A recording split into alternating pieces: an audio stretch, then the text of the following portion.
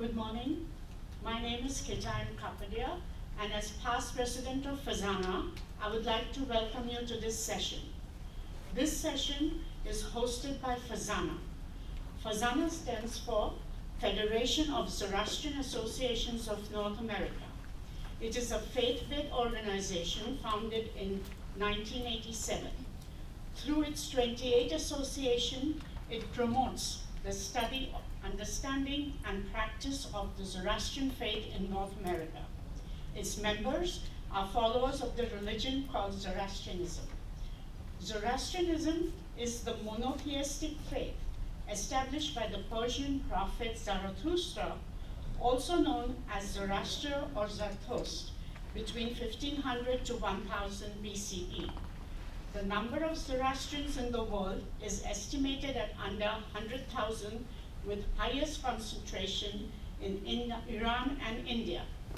We have today 7 women who will talk on the various topics we have identified to address achievement of gender equality and the empowerment of all women and girls as emphasized in the priority and review theme of CSW 68. So the session theme is strengthening women's independence by investing in financial, STEAM, that is science, technology, engineering, arts, and mathematics, and health education. So what are the topics for this session? Amy is going to address and talk about gender equality in the workplace, women's representation in senior leadership, empowering women to reach professional heights as leaders and decision makers. Next, we have Sabrina, who will look into gender equity in education, how our education system overlooks girls, and girls face unique challenges, maturation and adultification biases, menstruation and pregnancy, sexualization and sexual violence. And then we have Marina, who will talk to us about the importance of financial literacy for girls and young women, on gender wealth inequality, early financial literacy education. Next, we have 15-year-old Zynah, who will speak on how early finance education and its impact on her future, the vision behind her finance class, what did she learn, why was this beneficial.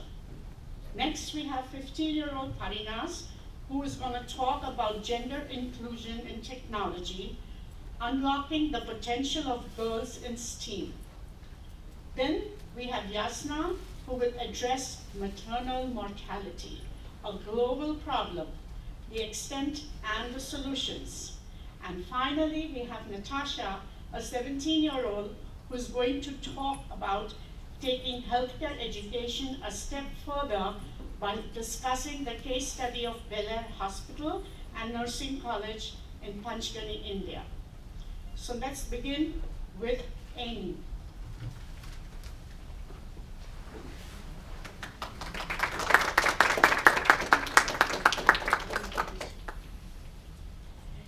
Amy is based in San Francisco Bay Area and has 5 years of experience in the technology industry.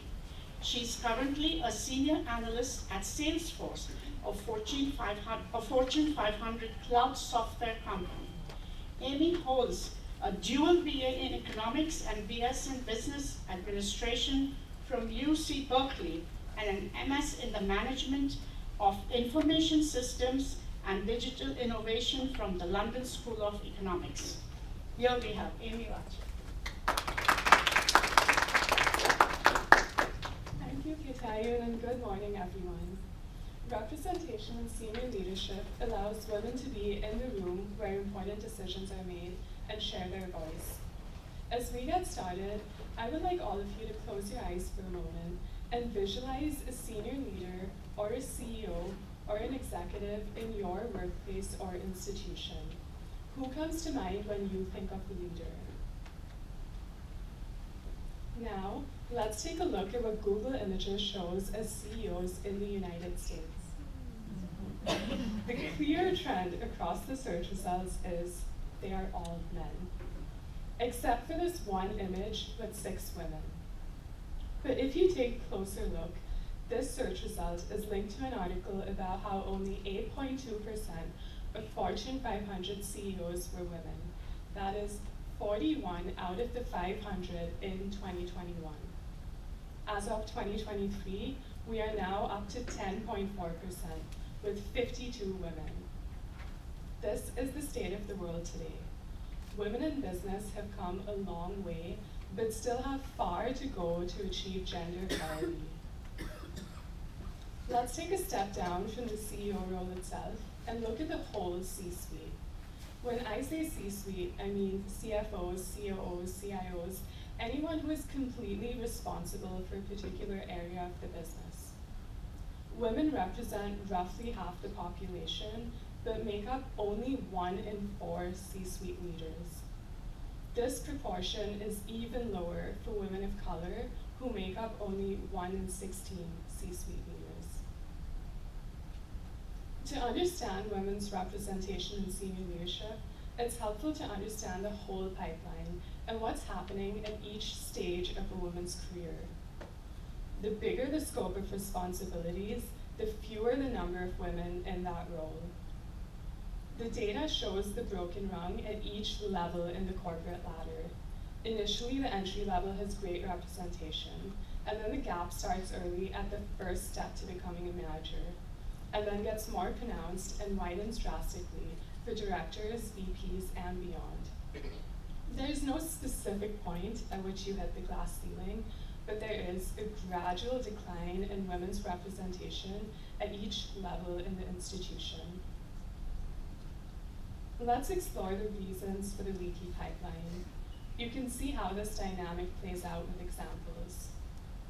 Women are evaluated on additional criteria, such as how you look, how you talk, what your personality is like, even though these factors are beyond the results of your work. Women are ambitious and aspire to grow in the workplace, so the gap we discussed earlier is not because women are not motivated or invested in their careers. Women need to have a proven record of success, but men are evaluated on potential and assumed to be capable until proven otherwise. So what can we do about this? Everyone has a role here. The onus is not all on women. Both employees and employers need to work in tandem to see results. Employees can be proactive as allies. For example, women face a respect gap. They tend to get interrupted more, and others get credit for the same idea. Allies can say, please let her finish. Allies can also recommend women for opportunities. Women can broaden their network through activities that they prefer, rather than golf and happy hours that tend to be after working hours. Women can also build a personal brand by speaking up about their achievements. Men are more likely to brag about what they've accomplished. Since this doesn't come naturally to some women, they can speak up on behalf of each other to amplify their contributions. For employers, I recommend clear metrics or goals to measure success in performance reviews with specific actionable feedback. Teams should also provide equal opportunities to participate in high-impact stretch assignments that can result in professional growth. A women's employee resource group would be a good forum to host programs such as I Am Remarkable and lead-in circles for women to learn from each other and find mentors or sponsors. If bias training is offered, there shouldn't be blaming or shaming. It should be framed as awareness of your unconscious biases. Employers can lead by example. Those who create a hostile work environment should face career-limiting consequences. Employers can offer flexible work locations and working hours to focus on outcomes, not face time. And lastly, employers can offer benefits geared towards women, such as workforce re-entry programs and childcare. I've covered what women and their employers can do, so now let's cover why this is necessary. Women should be equally likely to reach the top of their professional trajectories, because roughly 50% of our population is women, so it is the ethical thing to do for society. Although many employers claim to care about corporate social responsibility, their main priority tends to be maximizing shareholder value. Fortunately, there is a strong business case for increasing women's representation. There was a research study performed by 2 business school professors in 2011. They looked at the 1,500 largest public companies in the US and concluded that companies that have women in managerial positions tend to have a higher firm value. Since then, these findings have been confirmed in numerous other studies beyond academia. So employers have a clear financial incentive to increase women's representation in the workplace, termed as the diversity dividend.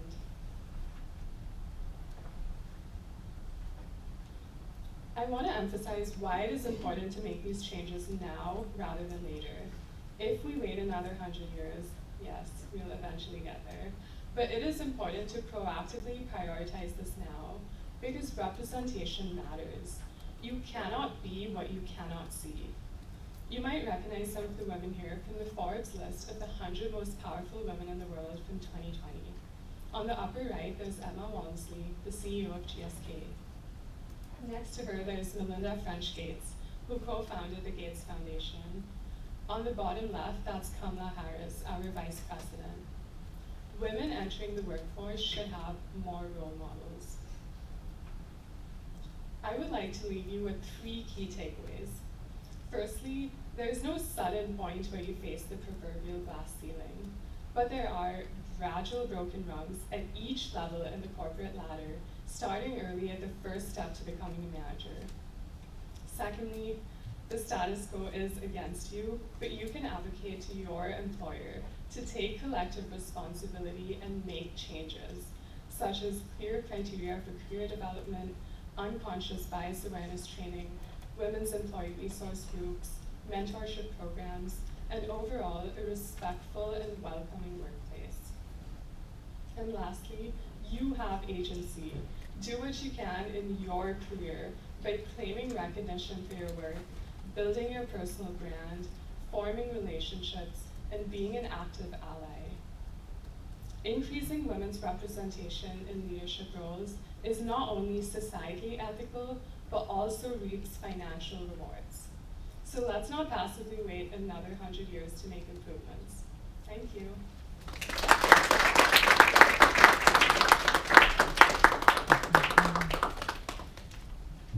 Thank you, Amy. Amy has advocated that both employee and employer can take collective responsibility to make changes for career development, bias awareness training, forming relationships, and being an active ally in increasing women's representation in leadership roles. Next, we have gender equity in education. How our education system overlooks girls. We have Sabrina Bilimoria, who's going to talk about this topic.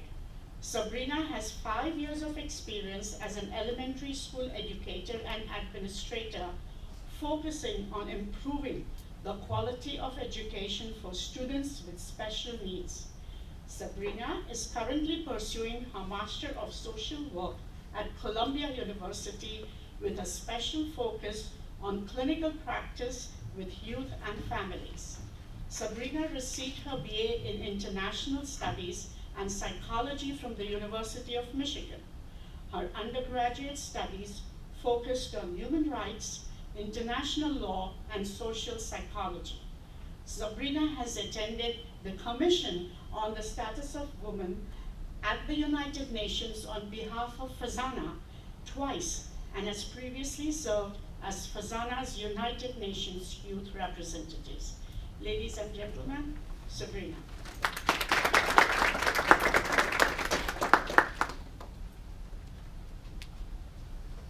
Good morning. Thank you all so much for joining us. I will be discussing the topic of gender equity in K through 12 education in a US context because that's where I have my experience. However, many of these themes can be seen across the globe. And even in the US, where primary school enrollment by gender is equal, the school system still continues to overlook the unique needs of girls from a young age through adolescence. And as one of the wealthiest countries, the US is an important case study for understanding where we're still falling behind in supporting our girls. Some of the unique challenges I will be discussing are maturation and adultification biases, menstruation, pregnancy, sexualization, and sexual violence. It's important to note that in the US, race and socioeconomic class are major mediating factors in educational access and outcomes, meaning that women of color and women from low-income backgrounds are at greater risk of experiencing the harmful impacts of these biases. We've all heard the phrase, girls mature faster than boys. This thinking leads to a harmful perpetuation of biases towards girls from a very young age. Girls are expected to be behaviorally compliant based on these gender-based stereotypes. And this has a large impact on how girls and boys are viewed in the classroom from a very young age. Girls are held to a different behavioral standard. They're expected to be mature and show quiet compliance to behavioral expectations. And this compliance is prioritized over leadership skills and academic achievement. This leads to girls internalizing the expectation to be quiet and obedient, and they're far less likely to express their needs, starting at a very young age. This leads to educators overlooking girls who are silently struggling, and girls therefore receive less support. The girls who are not compliant are stigmatized and seen as difficult and manipulative or dramatic rather than being supported. This bias is especially problematic for girls with special needs. Learning and developmental disabilities such as ADHD and autism manifest differently in girls than boys. And little research has been done on how this symptomatology uniquely impacts girls, which means that few educators are trained to identify these unique symptoms as they appear in girls. Boys tend to externalize their symptoms while girls tend to internalize their symptoms. And they are often mistaken as anxiety or depression or just generally overlooked and not taken seriously. This leads to girls being diagnosed later in life, past the point when interventions or supports would have been most impactful for their growth. Menstruation also impacts girls uniquely. Girls are often given very basic education on menstruation, leading to a lack of knowledge about how to manage pain and symptoms and a difficulty in recognizing any associated health complications. Studies have shown that only about 40% of schools in the United States provide free menstrual hygiene products for students. Additionally, schools do not provide adequate support for girls when they're experiencing menstruation. For example, many schools do not provide alternative activities for girls to physical education classes when they're managing menstrual pain. This lack of care has led to students missing school, coming to school late, or leaving early. And in the US, often absences and tardinesses are further punished. Pregnancy also impacts girls in a way that it simply cannot impact boys. Many schools do not provide adequate education on reproductive health. Many states in the US offer abstinence-only education, and very few states provide access to reproductive health care and contraception for adolescent girls. There is an increased responsibility for girls due to the maturation bias, where boys are really left off the hook. And there's a lack of support for teens during and after pregnancy, with very few options for pregnant and parenting teens to continue their education. In the US, only about 50% of teen mothers receive a high school diploma by age 22. This perpetuates cycles of poverty because children born to parents who did not graduate high school are more likely to have lower levels of educational attainment. And finally, sexualization and sexual violence impacts girls disproportionately. School-age girls experience higher rates of sexual harassment and assault than boys. This can be perpetuated either by staff or other students. School-age girls are often required to adhere to strict dress codes with the rationale that their bodies are considered to be distracting.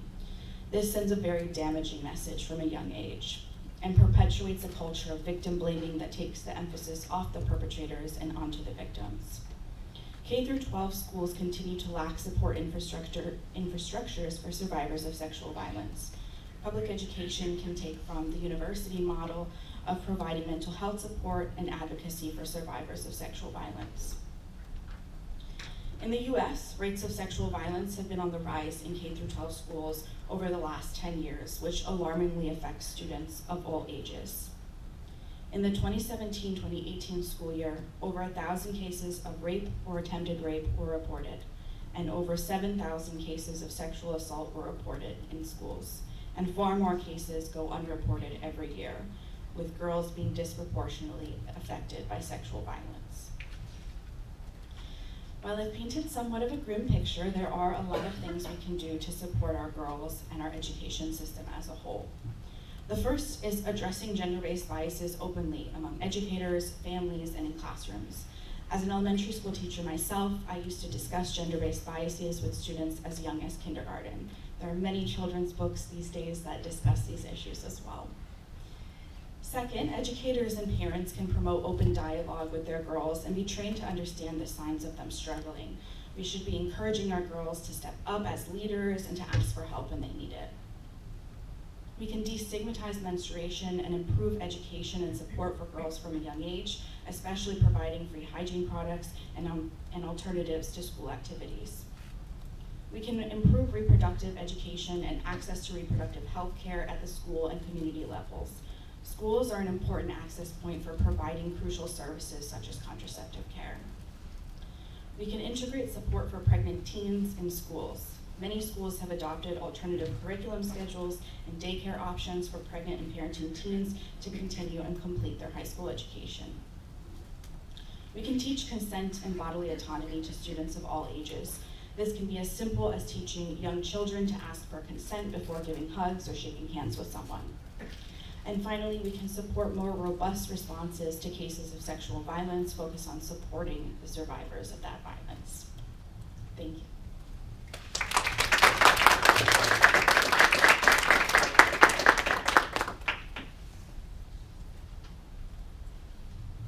Thank you, Sabrina, for identifying these critical issues faced by girls and women in our school system.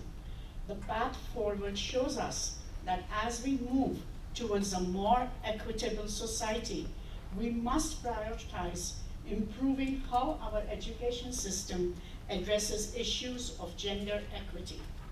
Next, in the last 3 days, I've had several sessions on importance of financial literacy for girls and young women. So now we have here Marina Batliwalla, who has over 20 years of experience as an institutional investment consultant with Mercer Investments LLC. She's also producer and host of the Banking on Girls podcast. There is a brochure out there on your seats which you can look into, which highlights the importance of raising all girls with financial literacy through real-life stories and interviews. The views on the podcast are her own. Marina holds a Bachelor of Economics in Actuarial Studies from Macquarie University, Sydney, is a Fellow of the Society of Actuaries and a CFA charter holder. Marina is the first Parsi Zoroastrian woman to qualify as an actuary and comes from the first Parsi family of actuaries, together with her brother Sora and her father Minu Batliwalla, who was Australia's first Asian actuary. Marina is a mom of 3 teenagers, including 2 girls.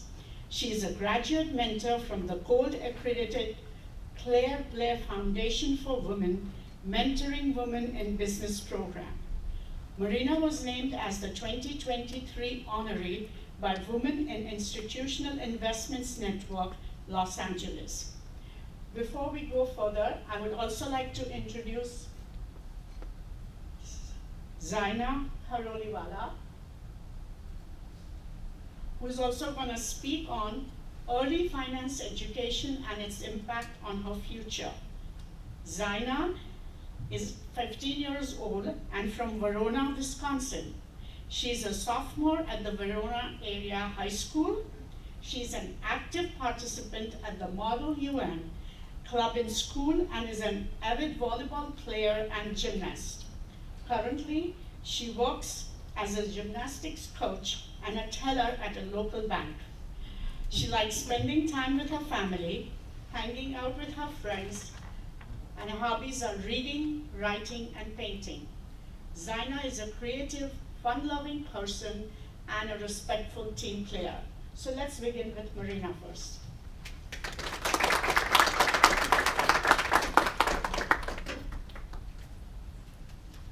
Thank you, Katayun. Did you know that at the current rate of progress, the World Economic Forum estimates that it's going to take over 160 years for women to attain economic gender parity with men?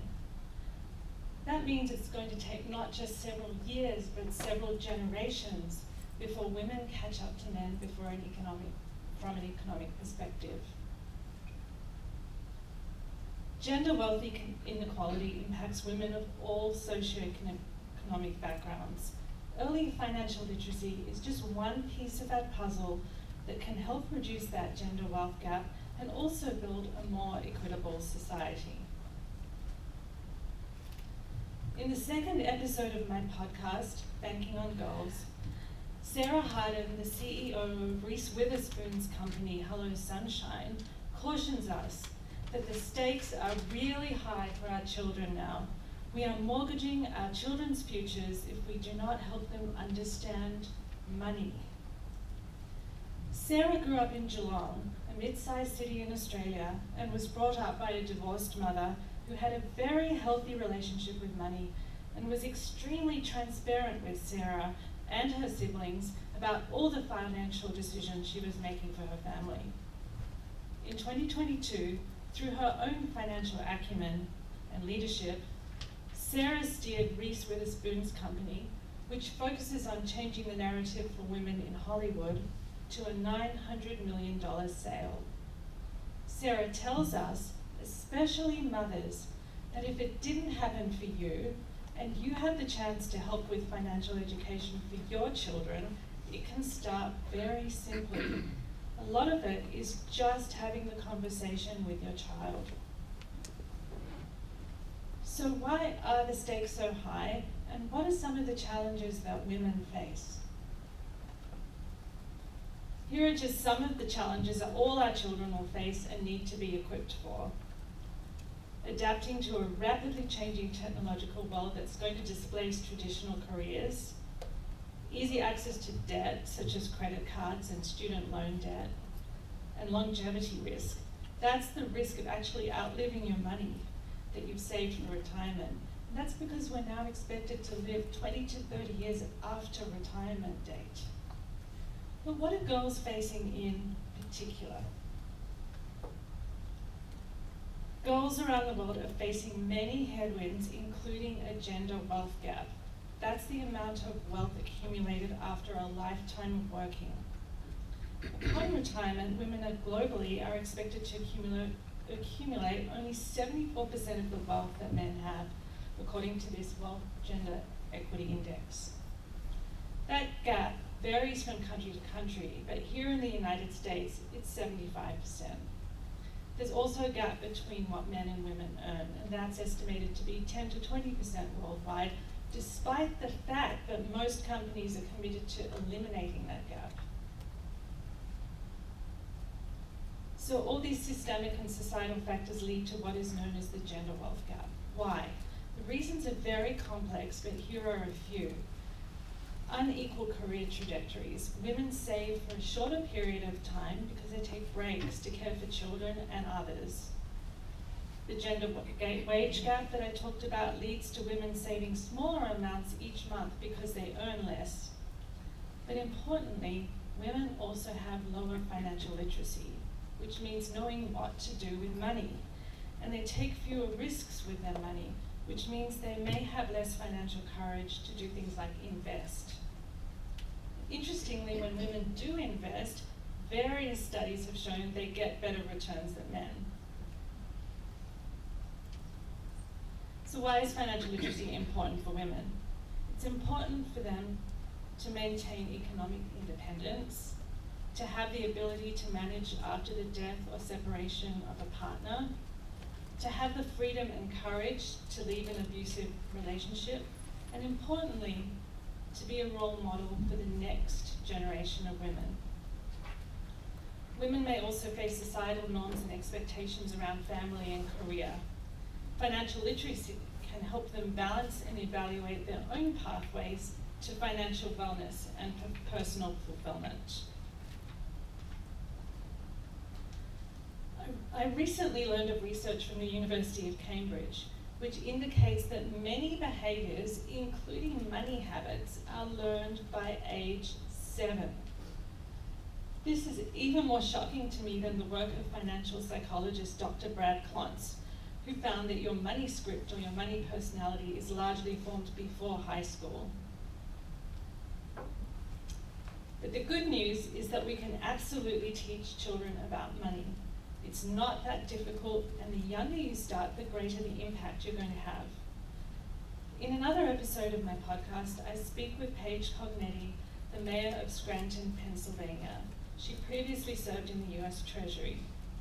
Paige took a financial literacy class in college, but she said her one regret was that she wished she had learned more about money and finances earlier. Earlier than college? Yes, she said.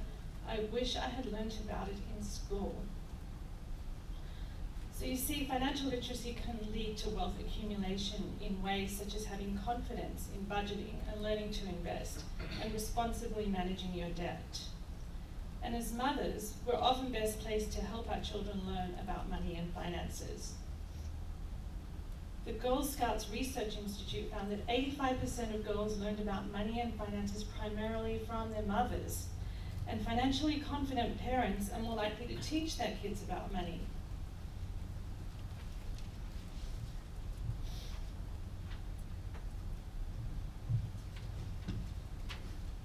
In fact, early financial literacy can actually help build a more equitable and stable economy.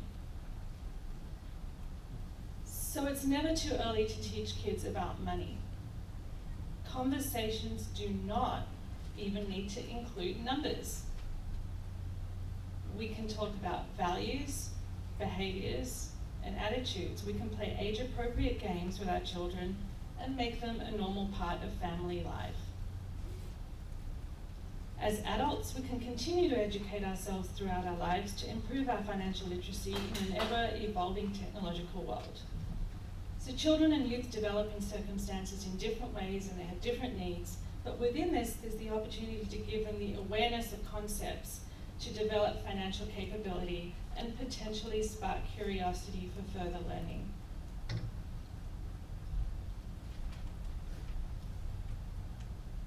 When I spoke with the University of Southern California's Professor of Finance, Julia Plotz, a mother of 2 teenagers, she told me that the best way to raise children with financial literacy is to be a role model. She reminded us that managing your personal situation is very similar to the habits you create around health and fitness. You do not have to be perfect, just mostly right most of the time to have a positive impact. And it's never too late to get on the right path. In closing, I would like to ask each of you in this room to make a commitment towards enhancing your own financial literacy and reaching out to someone else you may be able to help. In many cases, just talking openly about money and finances is all that's required for you to help someone else on a path to a better life, independence, and hope. Thank you.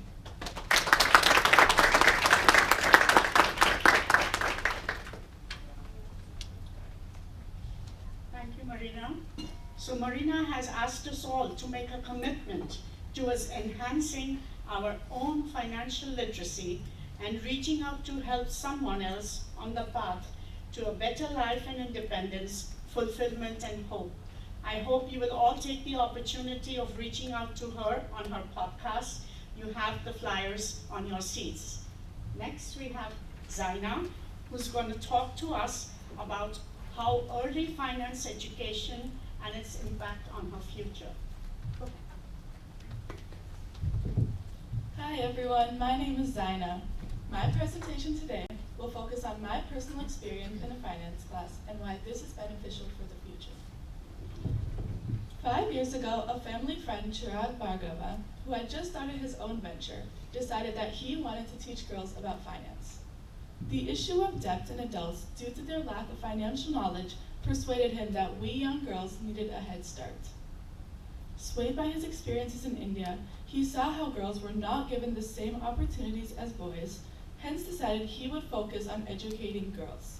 He knew that teaching us from this age would propel us forward in life, and wanted us to leave college with an advanced understanding in financial literacy and money.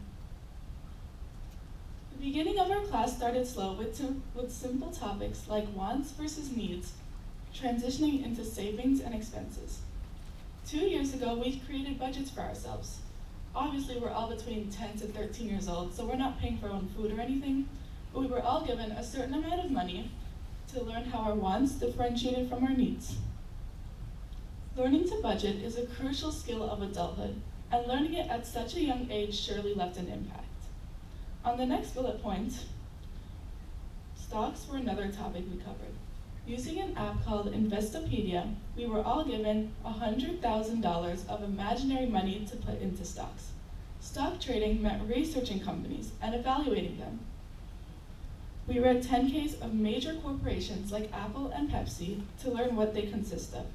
After every unit, we make presentations, usually splitting into groups, where we recap everything we learned. I've done at least 5 to 6 presentations, giving me the opportunity to showcase my understanding as well as building my public speaking and presentational skills. Regarding field trips, we've only ever been on one, which was to a cheese factory. We were given a full tour of the process, start to finish, and taught about what it takes to run a real business, leading up to the fact of how we too had to turn running our own businesses. If you read the subheadings for this slide, you're probably thinking, what is a Crazy Daisy? Crazy Daisies is the name of the business we created last year. Working in groups of 4, we started our own businesses and created products. The picture in the middle is an actual picture of our brochures, which we hung up around our neighborhoods.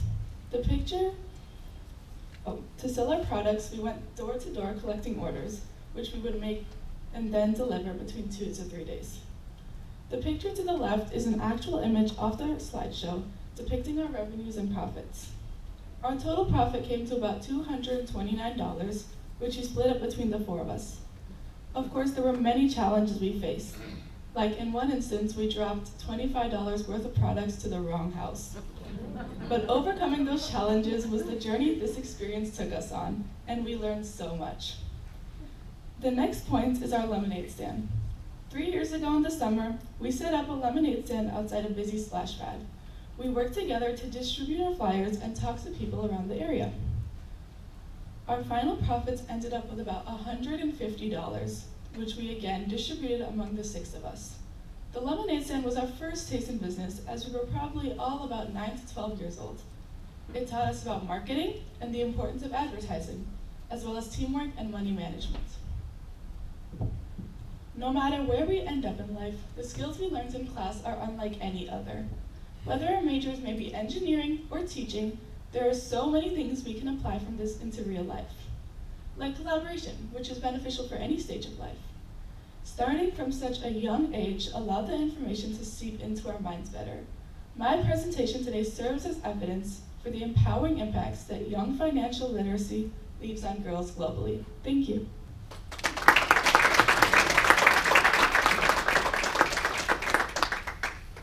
Thank you, Zynah. Our presentation today serves as evidence for the empowering impact that financial literacy can leave on young girls globally. Next, we have gender inclusion and technology, unlocking the potential of girls in STEAM. Parinaz Dastur is a 15-year-old student at Stratford Preparatory High School in San Jose, California. She started Tech Together. You have those little cards on your seats, you can look into that, an initiative to promote computer science education, and has been successful in receiving support and collaboration from UC Berkeley. She currently volunteers her time on the FEZANA AVA project, which cares about the scarcity and conservation of water. Parinaz won 3rd place in the Biomimicry Youth Challenge, where there were 125 submissions across 25 countries.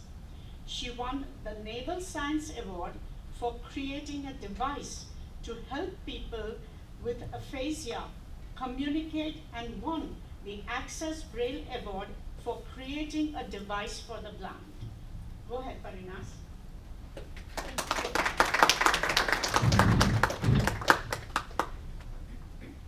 STEAM education is an approach to learning that uses science, technology, engineering, the arts, and mathematics as access points for guiding student inquiry, dialogue, and critical thinking. STEAM fosters collaboration, communication, and creativity, preparing students for the jobs of the future. Everyone should be introduced to this way of thinking, where both parts of the brain, creative and logical, are put to use to solve problems. However, girls are not introduced to this, as seen in hackathons. There is one girl for every 15 boys in hackathons. Girls are unable to take advantage of opportunities and pursue their interests in careers centered around computer science and STEAM. In middle school, when girls are not introduced to programming, they end up becoming uninterested in STEAM and computer science. Later in high school, they're far behind, unable to catch up to the same level as boys. I decided to start an online global initiative called Tech Together to expose girls to computer science and help cultivate their interest in programming. To start, I trained girls to compete in the American Computer Science League, ACSL, which is a competitive computer science contest where there are 4 rounds filled with topics tested in the theory tests. These include, but are not limited to, data structures, Boolean algebra, and computer number systems. All of these skills are fundamental to learning the basics of computer science. Some girls that I met with had no previous knowledge of computer science, and I had to meet with them on extra one-on-one sessions to train with them on how to program. To keep it fun, we would program well-known games such as Wordle, a Harry Potter quiz game, and Mad Lib using lists. The Tech Together initiative really took off. UC Berkeley computer science professor, Dr. Dan Garcia, wanted to collaborate with Tech Together for an in-person meeting. Professor Garcia was the guest speaker who started out the meeting introducing computer science. I invited Dr. Dan Garcia's daughter, Talia, to help introduce the concepts. We collaborated together, taking the girls through drills and programming challenges. Simone is one example of a girl that was interested in computer science but hindered from joining her school's ACSL club because of the lack of girls there. In Tech Together, she was able to comfortably learn and ask questions, even presenting her solution to a computer number systems problem. To reach more girls, we advertised Tech Together to the Girl Scouts, discovering that Girl Scouts Coding Basics badge requires girls to know the same rudiments taught in Tech Together. On International Women's Day, I piloted a beginner's programming session with the 5th grade Girl Scouts troop, teaching algorithm design fundamentals while learning fun games in the 4-hour coding session. I ended with an inspiring speech of a female computer science pioneer, Dorothy Vaughan, at NASA. At the end, the girls earned their Coding Basic badge, and their troop leader awarded me with the Board of Directors Badge of California. Malala Yousafzai said, "Every girl deserves to take part in creating the technology that will change our world and change who runs it." Carly Kloss, the founder of the Code with Klossy Scholarship, said that code is going to play a major role in defining our future. I think it is crucial that young women learn to code as early as possible to ensure that we as young women have a voice and a stake in what the world looks like. Change starts with tiny ripples. While teaching girls to code only seems like a small drop, it starts a massive wave of opportunity for everyone. We can try to reshape the world one line of code at a time. Thank you.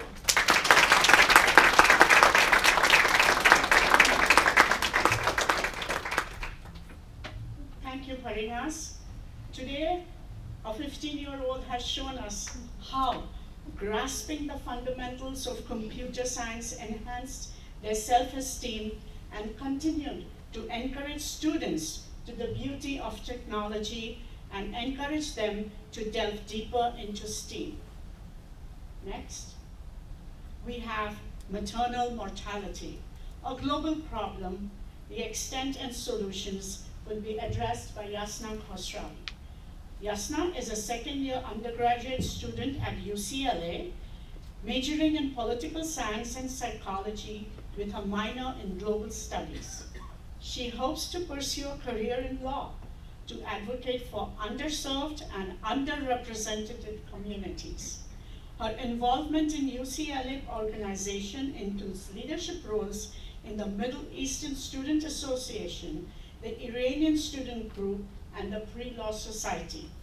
Additionally, she's an avid violinist, performing in the UCLA Symphony Orchestra, along with numerous Persian cultural celebrations. Ladies and gentlemen, here she is.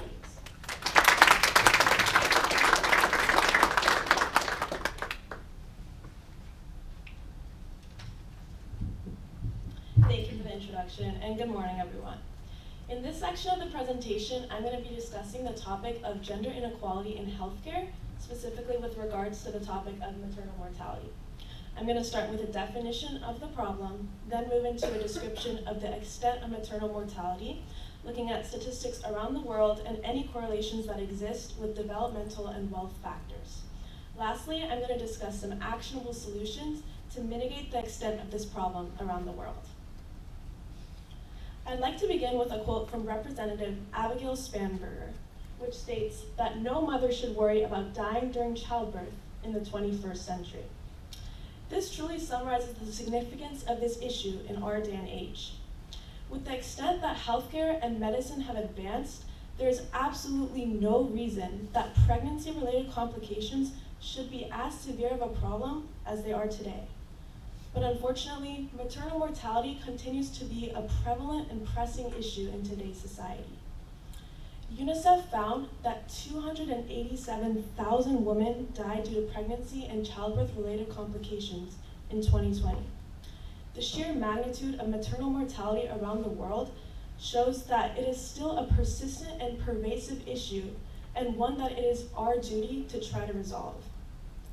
So now I'd like to look at an overview of maternal mortality and its causes.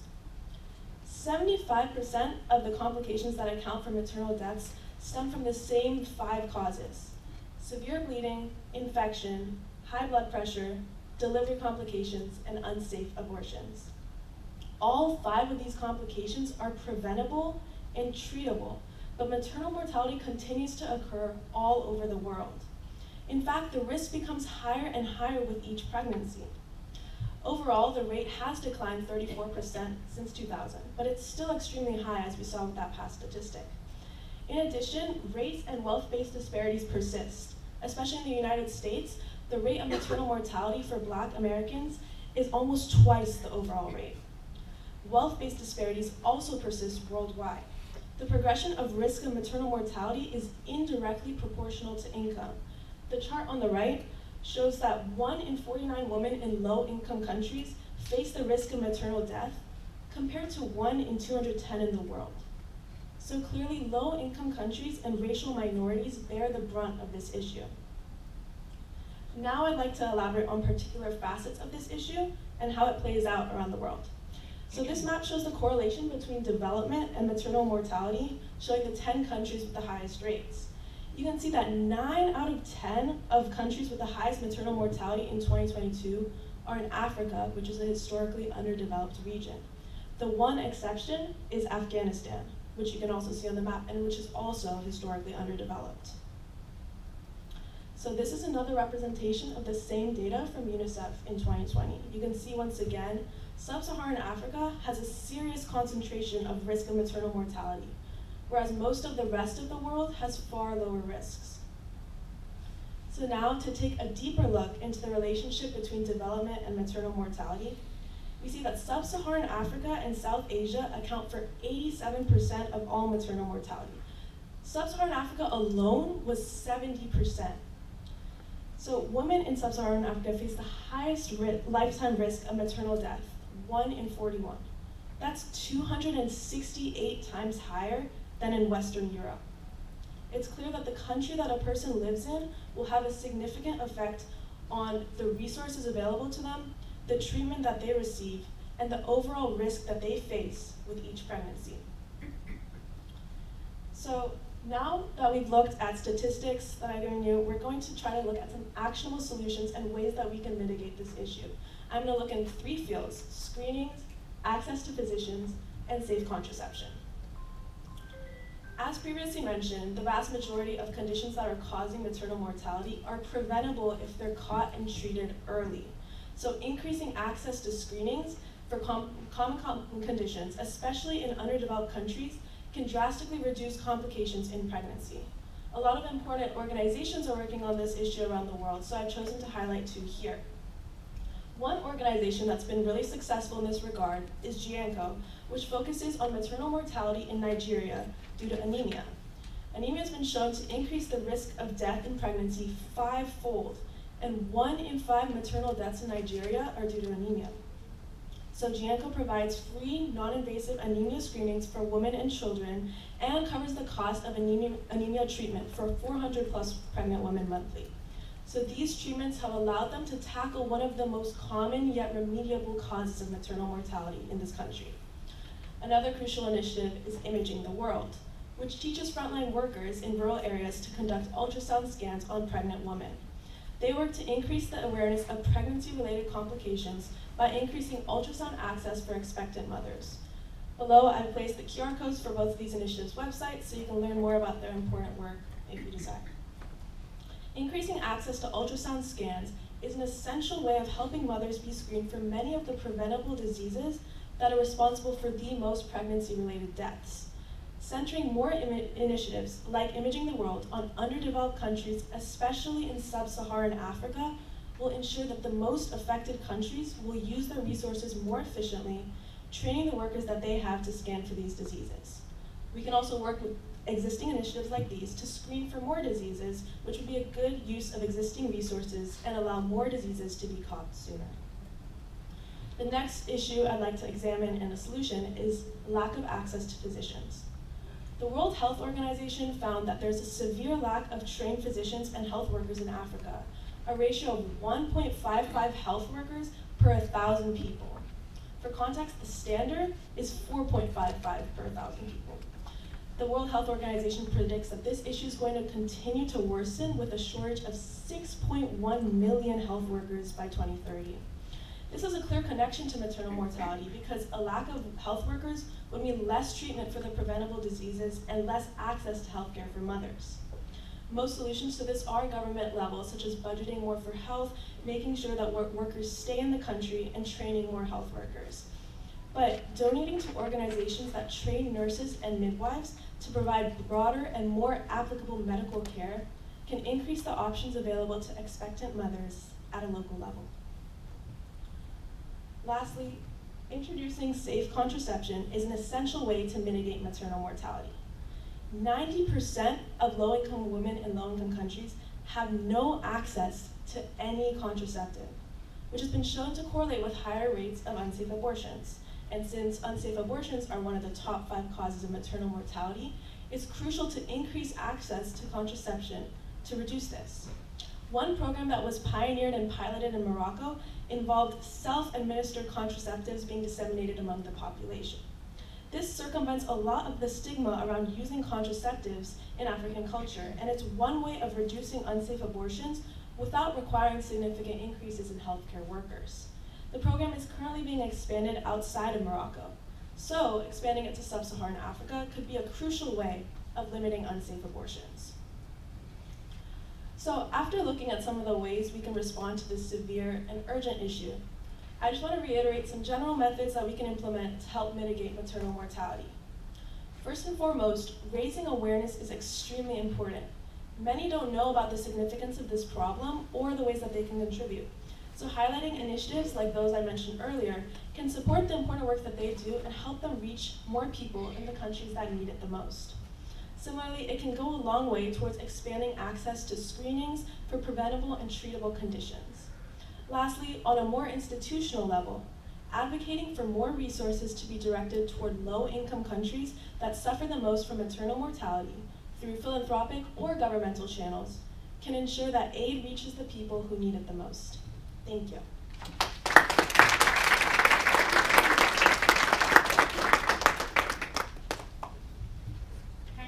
Yassna, she has indeed addressed that maternal mortality is a global problem, and we must continue to strive to raise awareness of important initiatives, expand access to screenings and healthcare services, and redirect resources to lower-income countries and populations.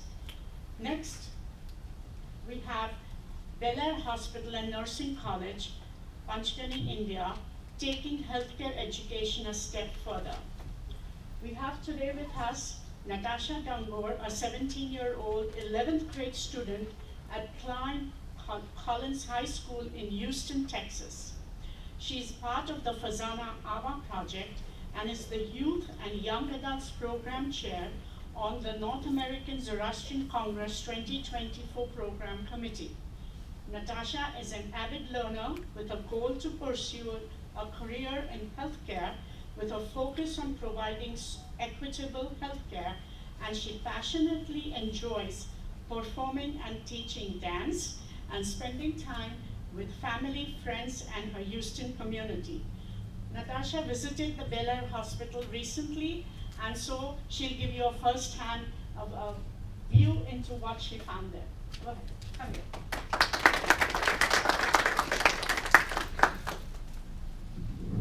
Good morning, and thank you for the introduction.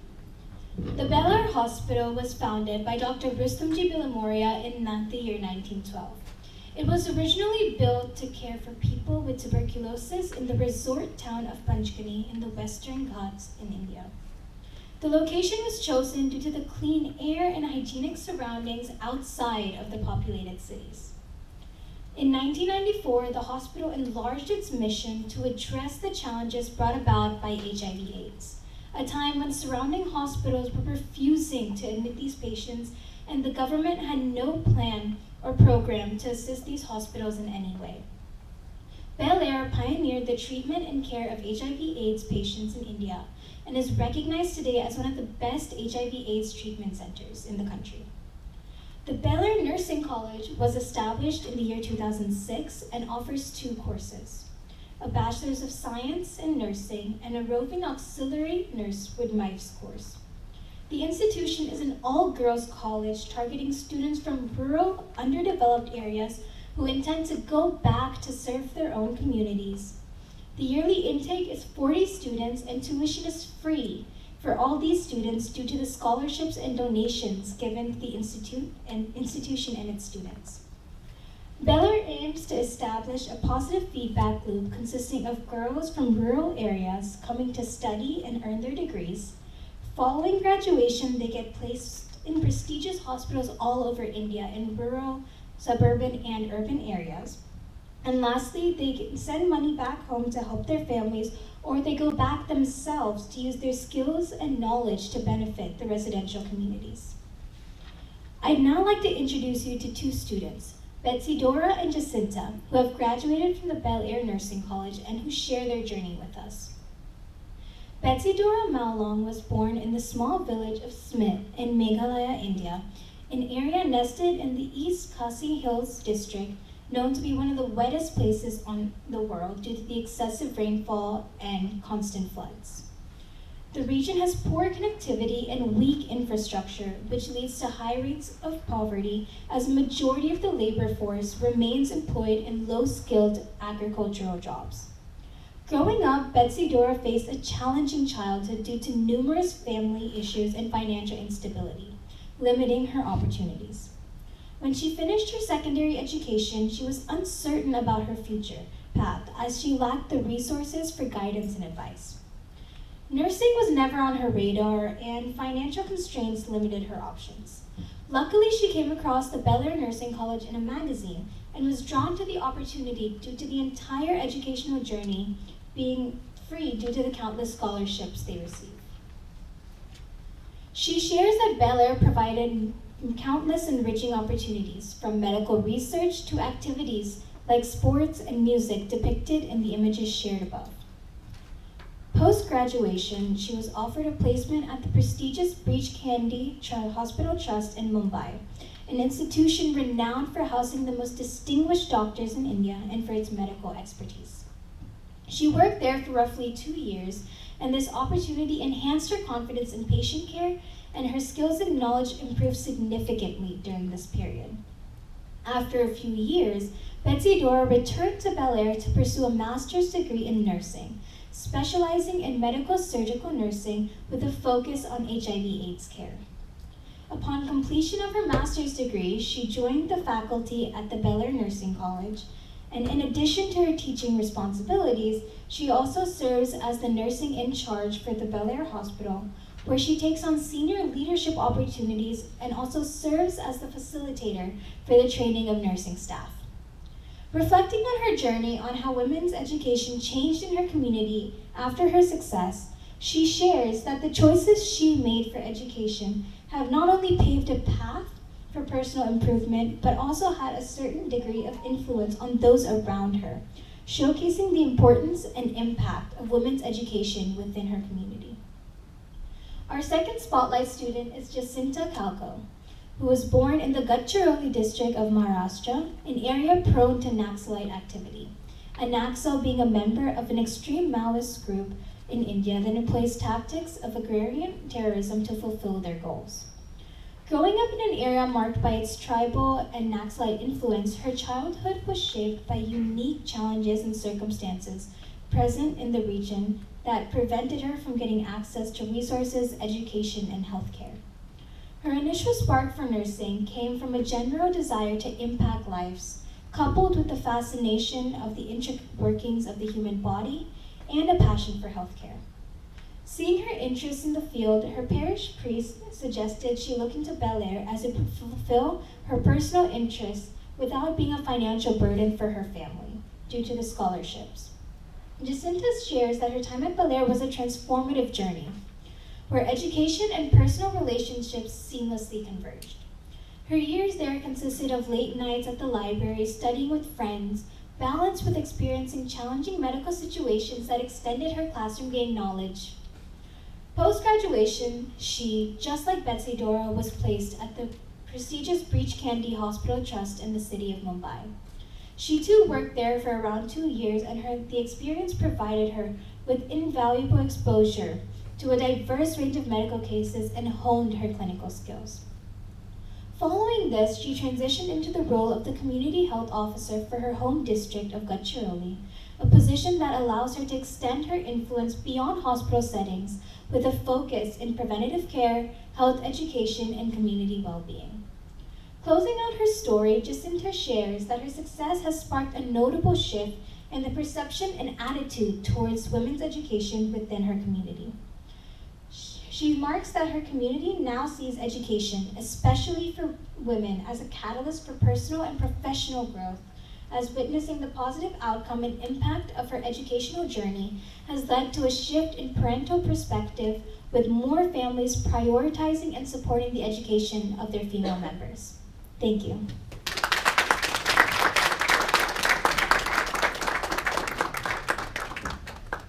Thank you, Natasha. She has shared with us the positive and optimistic impact of education on the lives of these girls. So now, we have to summarize all the solutions which were presented by these 7 ladies today. The first one was gender equality in the workplace. Amy Vatcha told us about, I'm going to call it solutions and opportunities for improvement. They are not recommendations, they are solutions for us to follow through. The employee and employer can advocate to take collective responsibility and make changes such as clear criteria for career development, unconscious bias awareness training, women's employee resource groups, mentorship programs, benefits, and overall a respectful and a welcoming workplace.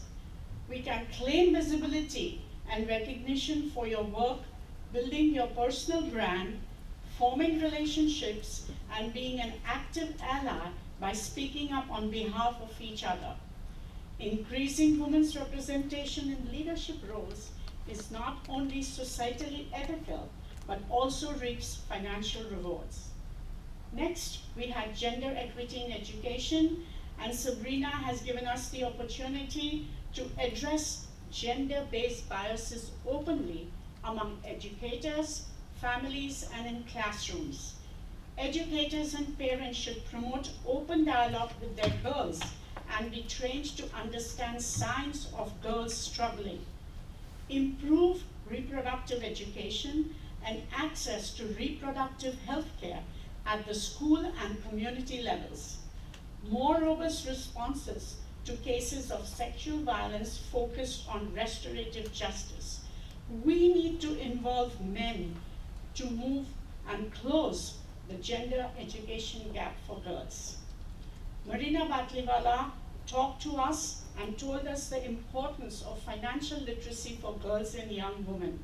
It's never too early to teach kids about money. Talk about money as a normal part of family life. Commitment to enhance your own financial literacy and be a role model. Zynah told how early finance education had its impact on her future. She talked about to be collaborative with others. That's what it taught her, about running or maintaining a business, understanding basics of investment and economics, and familiarity in the concepts of money. That's what you can bring about in the lives of these girls. Parinaz talked about gender inclusion in technology. The STEAM approach to learning should be advocated for guiding student inquiry, dialogue, and critical thinking. Look into the global initiative called Tech Together, and also on the fundamentals of computer programming. Yassna just talked to us about maternal mortality, a global problem, raise awareness of important initiatives, expand access to screenings and healthcare services, and redirect resources to lower income countries and populations. And Natasha finally told us how girls from rural areas come to study and earn their degree. They work in hospitals of all sizes across India and send money back home to their families. That's what education helped them do. So together, we can take action to fully implement existing commitments and obligations with respect to the achievement of gender equality and the empowerment of all women and girls, and the full and equal enjoyment of their human rights and fundamental freedom so as to improve their lives, livelihoods, and well-being. We have talked about real issues that women are experiencing every day. Let us all strive towards lasting, impactful, and positive change. Women do not prosper alone, but with their children and country and their community. When you invest in women, society thrives. We are the future, and the future is now. Thank you, everybody.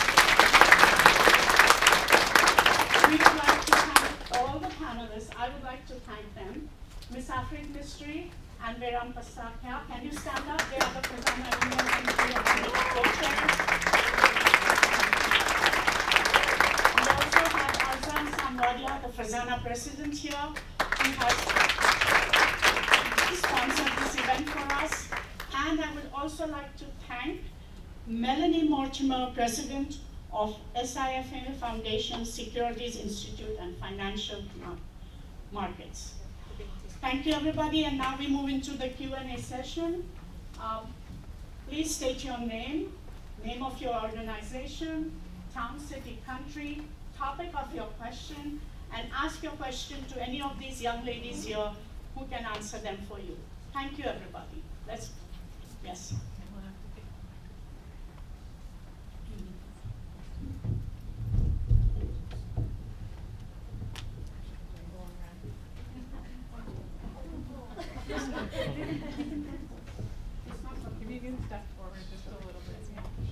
Thank you very much. Yeah, good morning. My name is Sebastian Knauer. I volunteer for an organization called the World Academy for the Future of Women. And what we do is that we equip undergraduate college students with leadership skills. And the organization actually started its activities more than 15 years ago in China. And in the meantime, we have branched out to other countries such as India, Bangladesh, Nepal, African countries such as Uganda and Kenya, and also Mexico. So my question relates to, so obviously some of you have actually touched on international issues.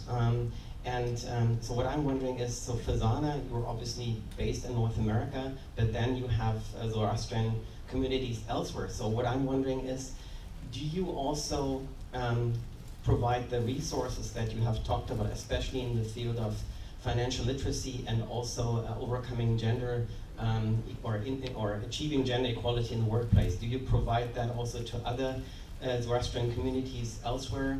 And I'm asking that especially because we are interested in further expanding to other locations, and I'm looking for collaboration opportunities. Thank you. That's okay. Let the president So yes, we do, but it's not necessarily.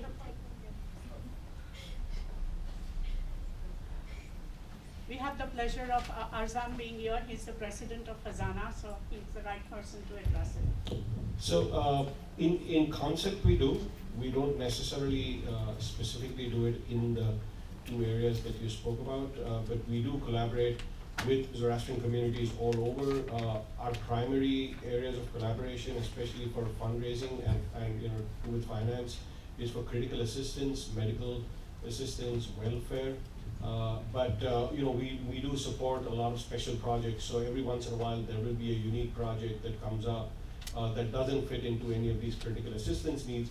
And then we go out and we look for funding, and we also look for collaborating with our Zoroastrian counterparts around the world to kind of maximize impact. Can I just pick up on that question? We also spread our wings to non-Zoroastrians, and we work in collaboration with many NGOs and entities in the field of sustainable development and human rights. We have two Zoroastrians who are on a panel for Restore Hope Liberia, for example, which are coming out with the aftermath of the Ebola virus, had a mental issue with the women there, and they work there. There are young women who are 17, 18 years old who have started their own NGOs, and they are sending books to Vietnam, for example.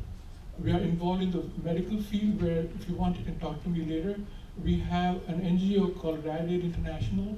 We have 60 chapters in Canada and the United States, and we work in close to 80 countries with 114,000 volunteers. I have the brochure here, we can meet later if you like. So the point is, as Zoroastrians, we consider ourselves like the yeast in the dough when you bake a bread. We are very small in number, but that dough will rise if the yeast is in there. That's our approach to it. So thank you for the question. Can I also say something about that? I'm sorry.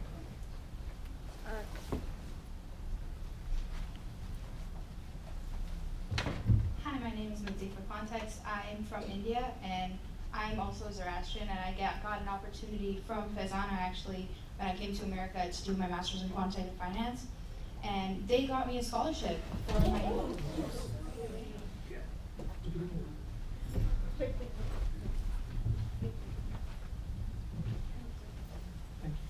Sorry about that.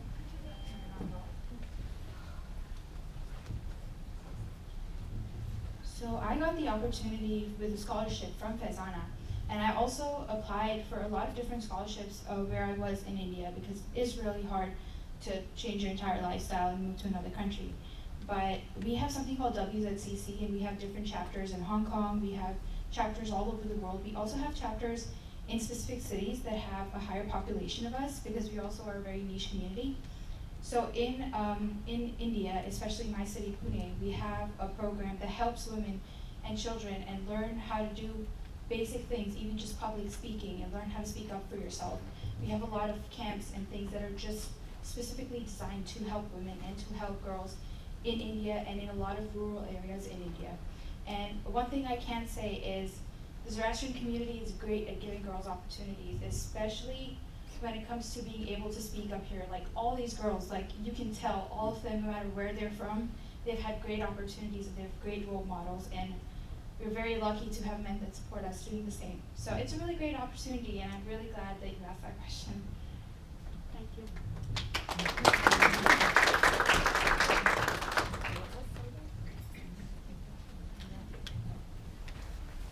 Thank you. Good morning to you all. My name is Dr. Nkateko Mnyisi. I'm here at the conference or at the committee today as a member of the South African Medical Association Trade Union under CSW. So I'm here in particular, my interest is with health because I'm a medical doctor in rural South Africa. And one of the things that you've mentioned, or some of the things you mentioned, particularly about health and education, are really key and point. And I really love the fact that this panel has a range of ages, which is absolutely wonderful. I think intergenerational collaboration is something we really need to focus on. So I also wanted to commend you guys all on this that you've put together, which is intergenerational. But what I wanted to say in particular is we find as healthcare workers, women are the majority. More than 60% of healthcare workers on the ground are actually women. However, when you look in leadership position and in decision-making or management structures, then we have a switch in that particular gender ratio. So what I've seen on the solution, you said that is entering more women in healthcare, but I want to say in particular, we need more women in leadership positions, as well as in management and decision-making positions. So I wanted to ask what strategies, not just saying it's a solution, but what strategies can we actually tangibly implement that allow for us to get to that particular area? Where is this discourse where we're having enough people educated and placed in the healthcare sector, but not enough women then being put in the management and decision-making strategies? Thank you so much. Thank you.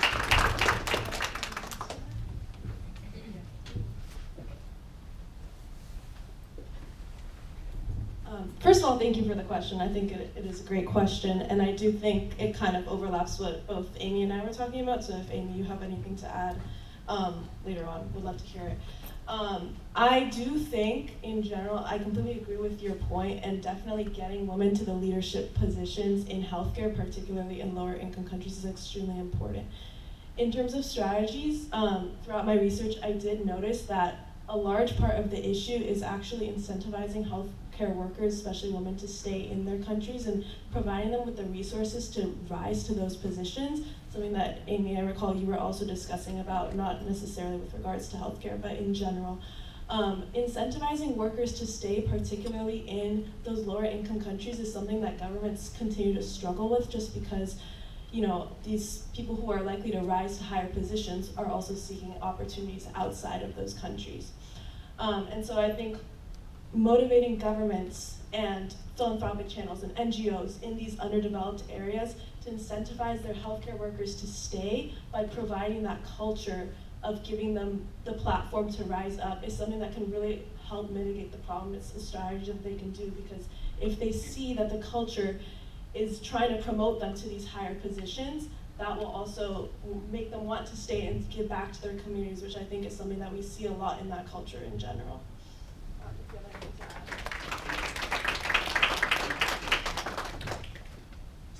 So my presentation focused on women in leadership roles in the corporate world, but I think a lot of the lessons learned are applicable in no matter what industry you're in.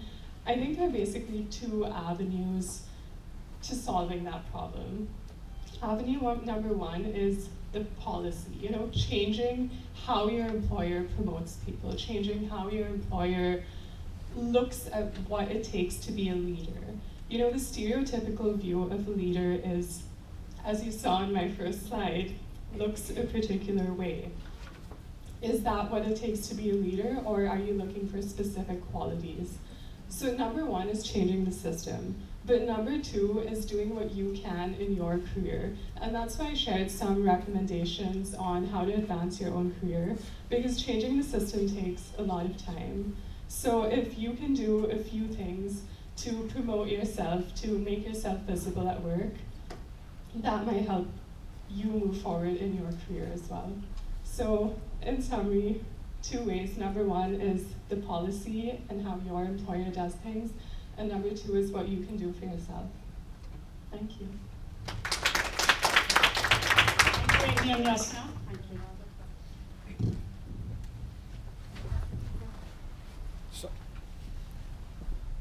So I had a question for Marina. In your 37, 38 podcast episodes that you've done, it's a two-pronged question. Is there a certain theme that comes across that is kind of common when it comes to financial education, literacy, and all of that? And are any of those themes kind of more cultural and social as versus just being individualistic? Thanks, Azan. Yes, and I myself, even as a financial professional, have learned so much since I started this podcast. The first thing I've learned is that a lot of families don't talk about money at all. It's a taboo topic. And that is very frightening for boys and girls, but especially for the girls, because then they never feel empowered to speak or talk or learn more about money. The other thing I've learned, and I've interviewed all sorts of people, but I've interviewed CEOs, CFOs of Fortune 500 companies. The common theme is that they all wish they learned about money investing earlier. And this is also so surprising to me when you see a CEO or a CFO of a Fortune 500 company or a Fortune 100 company saying that they really wish they had understood investing earlier or wish they had started saving earlier. So this is a huge lesson for everyone that has a child at home, to really absorb that lesson and understand and figure out how to make that happen for your child. The reason is because of compound interest. Compound interest works in a way that multiplies rapidly towards the end of your working lifetime, and if you haven't started early enough, you just don't have the power of compound interest behind you. So, thanks.